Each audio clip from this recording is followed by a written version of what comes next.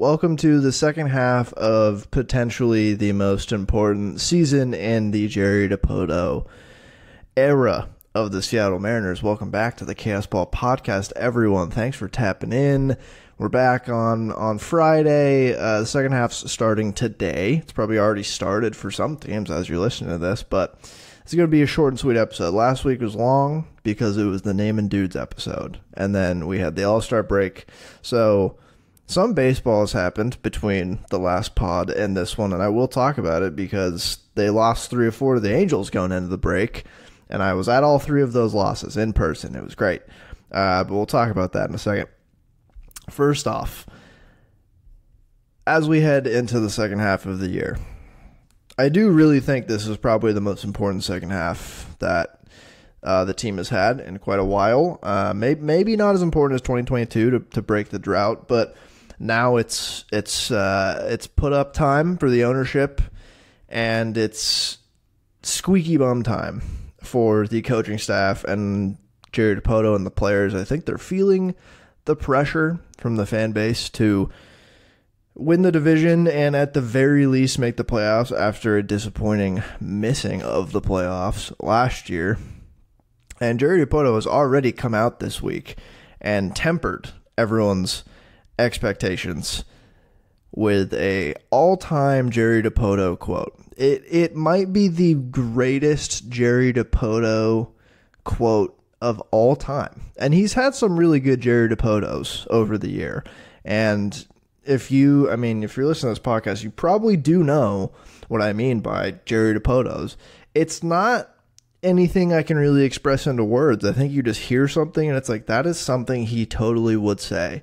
It's everything that comes out of his mouth. He is he's honestly maybe the most perfect mouthpiece for John Stanton and the ownership group that they've ever had. I think the ownership group has got to be really happy with most of the things he said. The biggest misstep was the 54% quote, and I still think that was top 5 Jerry Dipoto quotes ever. Just not only for content, it was so Jerry coded. But he came out on Seattle radio a couple days ago and said this about the trade deadline and what their potential plan is for said trade deadline. He said, quote, "We're open to doing something that has the potential to be dynamic.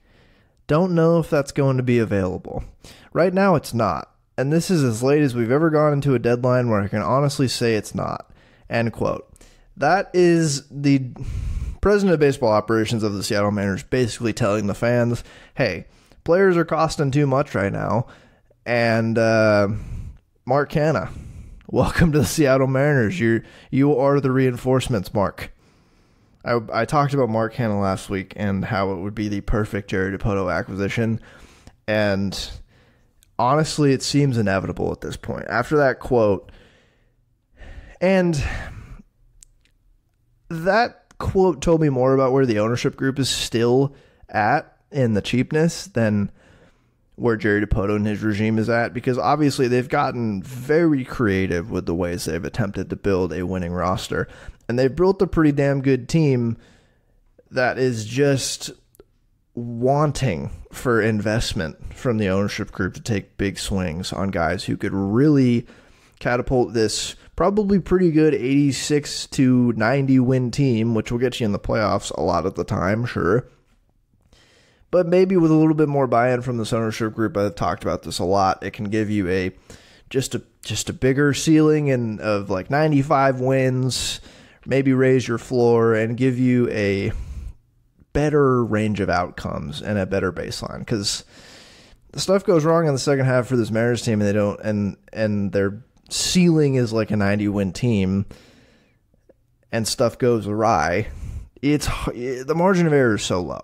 Is my point always with how they've decided to build this team. But that quote was insane. That quote was insane because every single move / player acquisition, whatever you do to your team, does have the potential to be dynamic. It's hilarious. I mean, like, what the potential to be dynamic? That is saying so many words that mean absolutely nothing to me. Calling up Darren McCocken the past few years has always had the potential to be dynamic in my mind. Listen, taking a buy low offer on Luis Urias definitely had the potential to be dynamic. Now, it didn't turn out to be dynamic, but potentially it could have been dynamic. I think this is my new favorite word to describe any and every move that the Seattle Mariners makes. I mean, Mark Canha, he potentially could be very dynamic for this team is what I'm saying. But that quote did not go over well with the fans on Twitter, as most of his quotes don't do. There's little patience on Twitter at this point. There's still plenty of people, surprisingly, in some in my mentions, but mostly in other bigger accounts mentions that are like, hey, players are just too expensive. Like Luis Robert is going to be just too expensive. And I'm like, there is no such thing as too expensive in my mind when you're dealing with guys not in the major leagues. And, you know, a lot of people probably would very much disagree with me on the internet when I say that.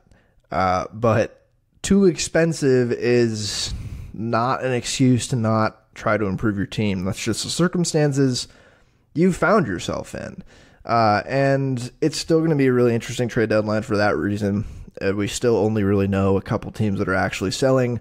I think the Rays and the Blue Jays are the two biggest wild cards here because Luis Robert and Garrett Crochet I talked about last week, and even Eric Fetty. Like the White Sox, if they are with the Marlins as one of like the only teams that are actually selling good players, like I guess like the Rockies again are really bad. They don't have anyone that good.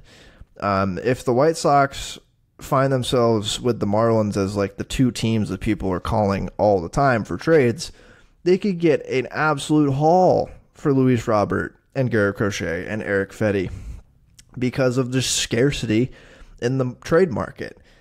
And if the Rays and the Blue Jays decide to trade Isaac Paredes, Randy Rosarena, Yandy Diaz, Vlad Guerrero Jr., Bo Bichette, Jimmy Garcia, and I called him Yimmy last week. I still kind of want to call him that, but his name is Jimmy Garcia. If they decide to sell, and that floods the market with a lot of talent, and then I think, theoretically, the price would go down for a guy like Luis Robert because there's other options available to teams, and that puts more pressure on the White Sox to try to sell him. I still think that it's not going to take an absolute insane haul to get Luis Robert off the White Sox. I think the White Sox have more pressure to sell him and get anything out of him right now than other teams have to buy. And there's so much pressure, like for a team like the Mariners, there's a lot of pressure for them to buy a guy like Luis Robert. And I've talked about this. But I think there's even more pressure on the White Sox. Keeping him makes no sense. Luis Robert, if he's on the White Sox in August, that is a failure. Because, especially with a guy like that, he could just get hurt. This is their best opportunity to get the absolute most they possibly could for Luis Robert. And it would be malpractice if they didn't trade him at this year's deadline, I think. So I think there's that aspect. I think teams know that. And I think there's obviously they can request somewhat of a king's ransom, and some teams will pony up to pay it. But it's not like the Mariners calling the White Sox. It's not like the Mariners will have no leverage in that situation. There's plenty of leverage to move off a guy like Luis Robert. So it's like trading with the Rays or the Jays would be a little bit different. They're in different team circumstances. If they decide to sell Vladdy, the Jays, I think they could probably ask for whatever you want, and they could entertain just holding on to him. They definitely have that option. But the White Sox are in a circumstance where they need to sell him. They really do. So we'll see. That comment from Jerry did not encourage me, but nothing he really does encourages me greatly. So we'll see. I still think on July 19th, we won't know for another 8-9 days who's actually going to be selling. I talked about this so much last week. There's so much mediocrity. There's so much muddying of the trade waters, and really right now it's the White Sox and the Marlins that are probably receiving the most preliminary calls. Like, hey, what's going on here? John Morosi thinks the Mariners and Rays will trade again because that's what they've done in the past. He tweeted out the most ridiculous tweet I've seen from a reporter during this season. He was like, the Mariners and Rays, they haven't actually talked about trades at all this year yet, but they could potentially talk trades soon. No reporting was done in that tweet. He just wanted to tweet. He seemed bored, and he just yap. He is public enemy number one on Mariners Twitter, and it's hilarious. But I think besides Mark Canha, I think Jazz Chisholm fits the potentially dynamic mold that Jerry Dipoto is talking about. And I think fans are never going to be happy no matter what you do. Fans weren't happy with the amount they gave up for Luis Castillo, and that has worked out swimmingly. I've said many times, if Noelvi Marte becomes a Hall of Famer, I still think that trade looks great for Jerry Dipoto and the Mariners. Look at what Luis Castillo has done for this baseball team. I think Jazz Chisholm would cost less than a guy like Luis Robert, or obviously a guy like Vladdy. It would be on the flip side where fans don't actually think he's good, and I don't disagree with his criticisms, but Jazz Chisholm is, if there's a player that's been potentially dynamic for 5 straight years, it's Jazz Chisholm. He has the potential to be super dynamic, and I think that is genuinely a realistic thing that I could see happen. I think he's been playing center field. They've moved him back to second base recently. He can play second base. I think you could probably get away with putting him in the corners at this point. It doesn't quite replace Mitch Haniger because he's a left-handed hitting second baseman / outfielder. But when I thought of potentially dynamic, Jazz Chisholm somewhat fits that mold. And they might as well throw in Tanner Scott as well. So Mark Canha, Jazz Chisholm, welcome to the Seattle Mariners. Potentially dynamic for this team in the second half. The Astros are 1 game behind the Mariners now, which is cool. That's great. Fangraphs has the Astros actually with the higher odds to both make the playoffs and win the division by very slim margins. The Astros have according to Fangraphs, have a 46.8% chance to win the division. The Mariners a 45.5%. And to make the playoffs, the Mariners are at 55.9%, and the Astros are at 58%. So Fangraphs thinks the Astros are maybe a little bit better than the Mariners, but I think this is likely going to be, like the past couple years have been, a very tight race between at least 2 teams. It's the Mariners or the Mariners Astros, and then, I mean, the Rangers are hanging around. They're 5 back right now. They're not out of it by any stretch. And I dubbed them potentially the most interesting team at the trade deadline this year because they have all the incentives to buy and no incentive to sell anything at this current moment in their franchise history. So we'll see what happens. It's just such a slop division. Like, their projected win-loss for the Astros and Mariners is roughly 85-77 for both of these teams, which is awful, which is just so bad to win a division like that. But listen, the Astros will try to buy. The one thing the Astros don't have that the Mariners do is farm system capital right now heading into the trade deadline. So there's at least that. Is Jerry going to use it? He better.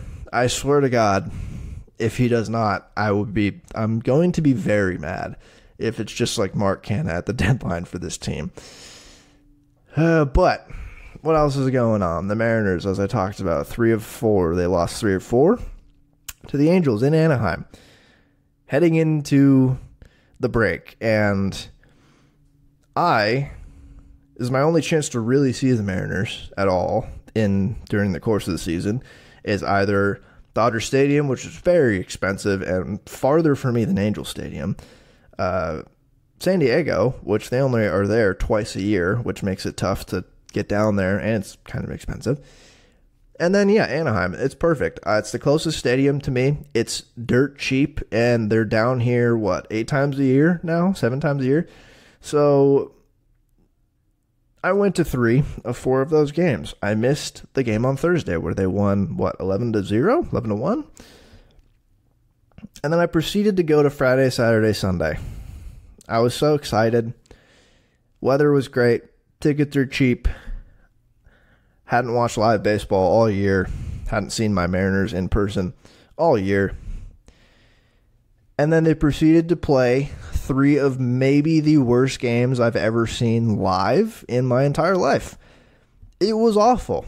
I still had a good time going to these games. I love watching baseball live. Even if the Mariners lose, I'm no stranger to going to a game and watching them lose.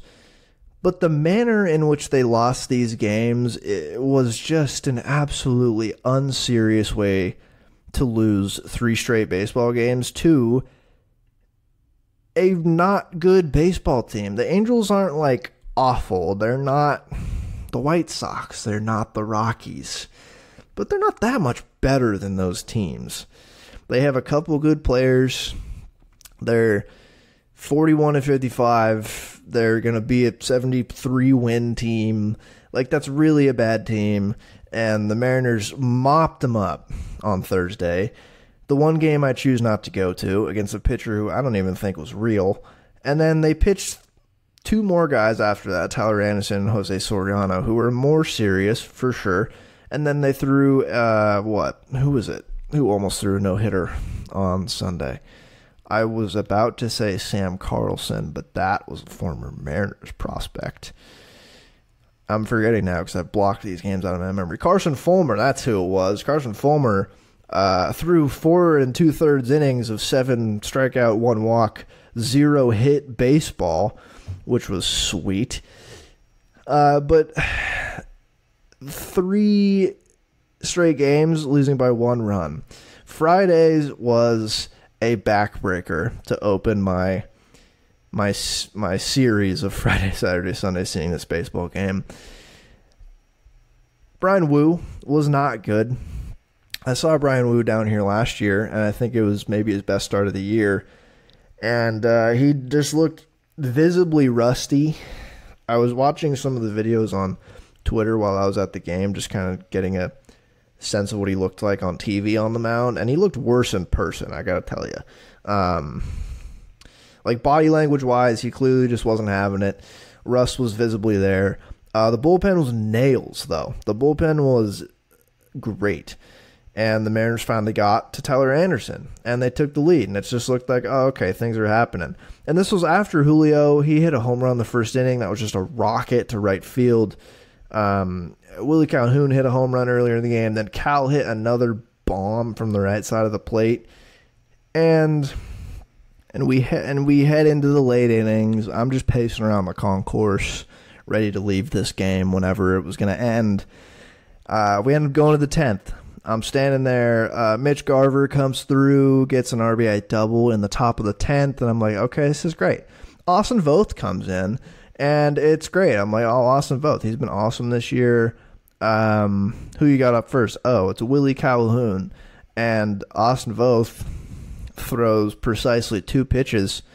And the second that the crack of the bat happened off Willie Calhoun, I turned around and I walked down the concourse to the parking lot.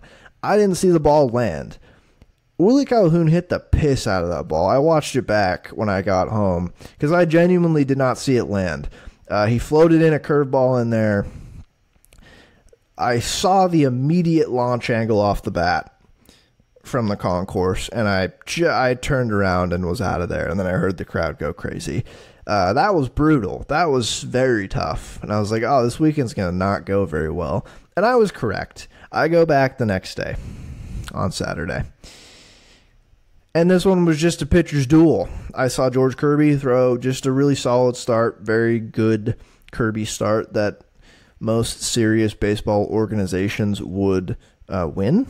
Julio, again, continued to be hot. They had a really great first inning.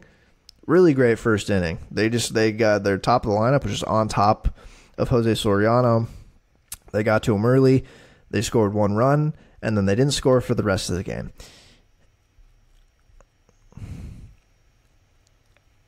I could not believe it. I was just numb watching this game a little bit. I was there with some friends, so I was a little bit distracted too, but the pitching was great, and the offense scored 1 run against Jose Soriano, Ben Joyce, Luis Garcia, and Carlos Estevez. And those are all pretty solid pitchers, I'll say it. You know, I saw Ben Joyce, he threw a 104-mile-an-hour pitch, which is stupid.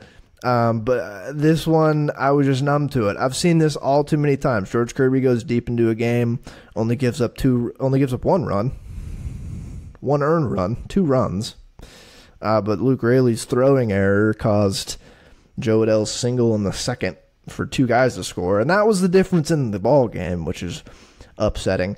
I've seen this one before, all too many times, and they score 1 run in 9 innings against a very inferior team and lose 2-1.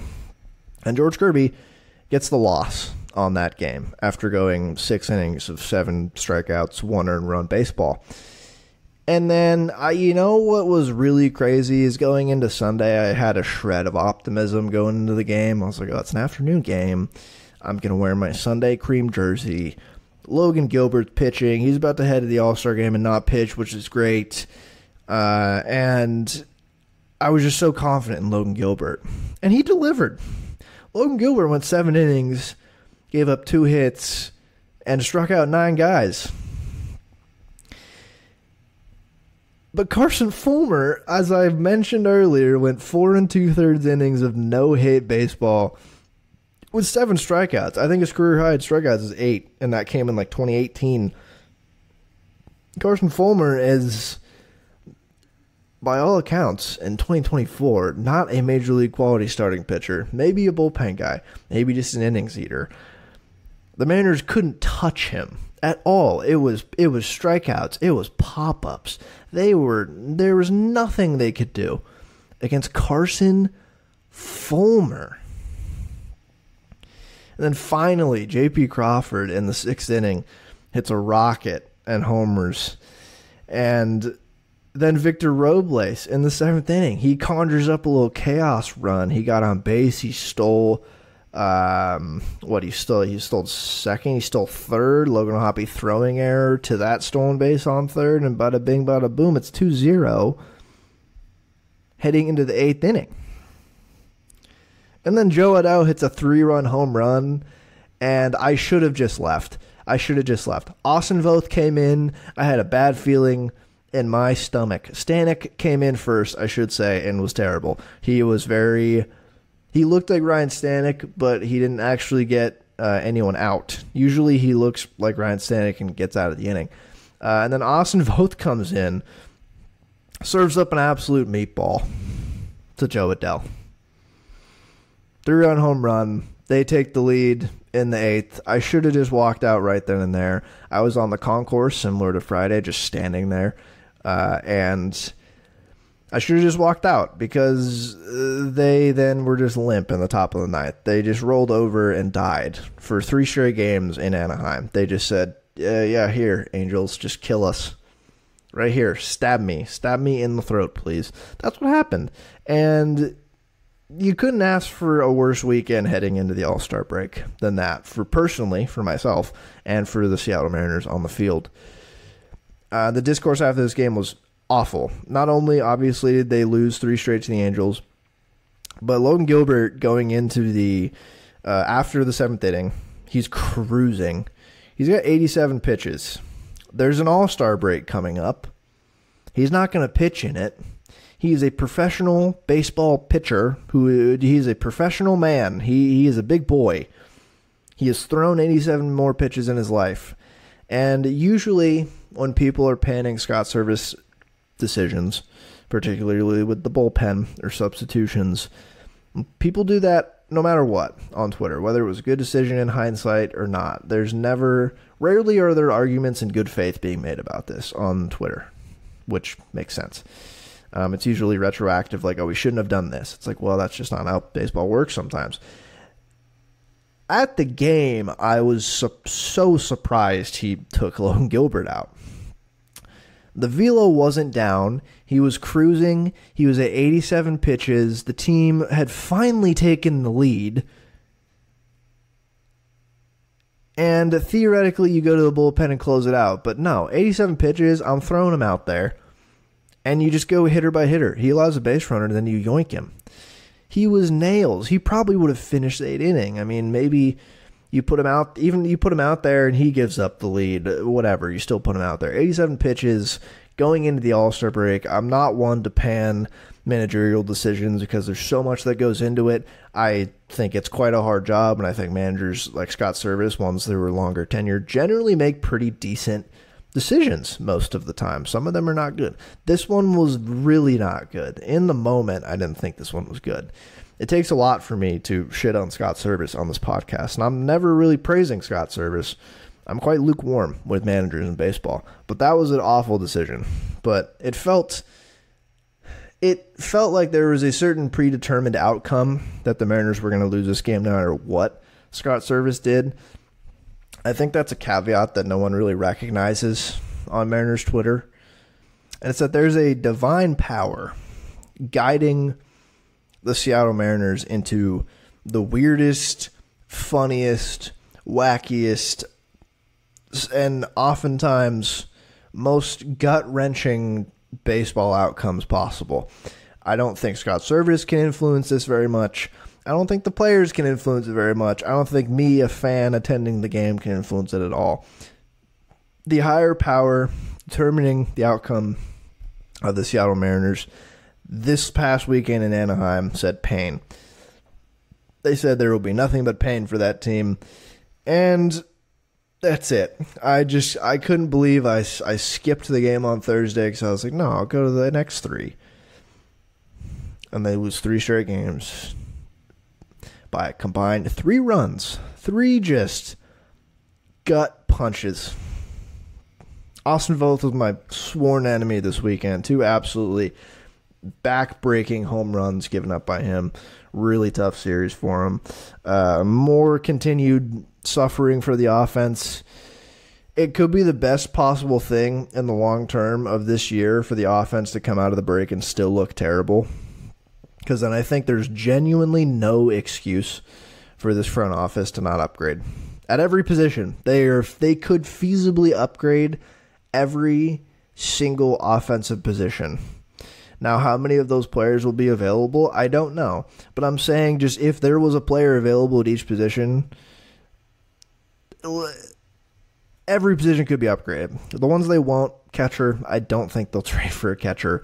Now that Mitch Garver's hitting backup or playing backup, I don't think they're going to trade for a catcher. Obviously, Cal's the number 1 guy. Shortstop, don't think they'd trade for a shortstop. I think JP's just the guy. And then the center field, they're not going to replace Julio in center field. Julio is obviously the number 1 guy that just needs to be better, and he looked much better the past week before the All-Star break. I will say that. That was the encouraging thing from what I saw in the series, is that I think he's still just going to strike out a decent amount and whiff, but he looks better, and the outcomes were way better for him the past couple weeks, bat ball wise. So there's that. But every other position, corner, outfield, second base, third base, first base, some bullpen even, all of that could be upgraded. So no excuse for this team going into the break. I think I'm going to call it in a couple minutes here, short and sweet podcast just before the second half begins, and I'll be back next week. A couple things I did want to say that I didn't get to last week because it was the Name and Dudes episode, and it went pretty long. Logan Evans and a Logan Evans update in terms of if we're talking upgrades at the deadline, there's also internal reinforcements in Logan Evans and Tyler Locklear for also. We'll talk about him next week. But Logan Evans is one of those potential bullpen internal reinforcements. He's back in the rotation. I don't know exactly what this means for him long term, but it was a couple weeks ago they made this decision. Basically, they didn't see his stuff really improve a whole lot after going to the pen, and that's obviously what you're looking for when you move a guy to the bullpen. You're looking for them to just throw harder and their stuff to play up a little bit, and that didn't happen. His stuff is already great, but they just didn't see the improvements or the settling into a bullpen role that they wanted, so he's back in the rotation. I don't know if that really rules out him being a bullpen call-up this year at some point. I don't know if it rules it out at all, but that's something as an update. Maybe he will actually end up getting traded after all at the deadline when we all thought he was going to be a bullpen addition, but we'll see. Then the other minor league update is Harry Ford appears to be learning left field, and that is not surprising. I think every time Harry Ford has come up on this podcast discussing his future, and like all prospect knowers out there, the real prospect people will always say like he's been working on his catching, but the idea of Harry Ford is he's looks great at the plate, power, speed, athleticism. The catcher ability was always a question mark, but the fact that he's so athletic gives him the opportunity to do what he's doing now and learn left field. The Mariners have learned putting him in left field. This could be for the future on the team and or just positional flexibility to trade. You know, I think it works both ways, and it works for him as well to give him an outlet if catching truly doesn't come along for him. And I think that's a fairly significant moment in his development as a prospect. I think this moment a lot of people could see happening at some point down the line. I think there was talk of him either moving to the corners or second base just because he's athletic. I don't know if he's going to play shortstop or center field, but he's athletic enough to probably be a decent corner outfielder with a great bat. So that's a pretty big development. And those are my cheeky little prospect updates, but I'm going to call it here. Short and sweet. I'll be back next week. Before I sign off, the Mariners play the Astros today. As you listen to this, if you're listening to this on Friday, they play the Astros. As I mentioned, the Astros are one game back of your Seattle Mariners, and this is a massive series. A massive series. We're getting Luis Castillo, George Kirby, and Brian Wu. It would have been Logan Gilbert, but Scott mentioned they want to have less time in between Brian Wu's starts, I think just to really get him up to speed. So Castillo, Kirby, Wu at home versus the Astros. The Mariners will see Hunter Brown, Framber Valdez, and Ronel Blanco, which is a great lineup for them. Hunter Brown's been awesome the past month and change for them. Framber has been solid. Ronel Blanco's had a great year. And then the Angels come to town, and they need to kick their ass as retribution. And then they get the White Sox. So 9 games coming out of the break. You got 6 against the Angels and the White Sox, but 3 against the Astros this weekend. Pivotal. Come Monday, the Astros could be 2 games up in the division on the Seattle Mariners, which is a scary thing to think about. But this is a crucial series. It's I guess for lack of a better term, it's a tone setter series to start the second half against the Astros. They win this series, then they get a little respite with the Angels and White Sox, and they take it from there. Let's just hope that's what they do. But I'll be back before the White Sox series next week. So without further ado, I hope you have a good rest of your week, of course. And as always, go Mariners.